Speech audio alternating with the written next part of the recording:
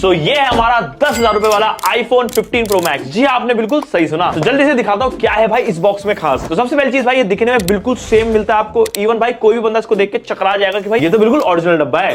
और खोलते के साथ भाई इसके अंदर हमारे को मिलता है ये रहा आईफोन 15 प्रो मैक्स, जो बिल्कुल सेम कलर के अंदर है, जो कि है नेचुरल टाइटेनियम। और वहीं पे नीचे की साइड में हमारे को मिल जाती है यूएसबी टाइप सी वाली केबल, क्योंकि अब आईफोन में टाइप सी लगा दिया। दिखने में भाई ये फोन पूरा ओरिजिनल लगता है, क्योंकि इस बार जो फ्रेम है भाई ये भी देखोगे अगर ध्यान से तो मस्त टाइटेनियम वाली इसमें फील भी दे रखी है, लेकिन ये टाइटेनियम है नहीं। क्या बनाया तुमको? पीछे दिखने में बिल्कुल सेम टू सेम हमारे आईफोन 15 प्रो मैक्स जैसा है भाई ये। और इवन अगर आप लोग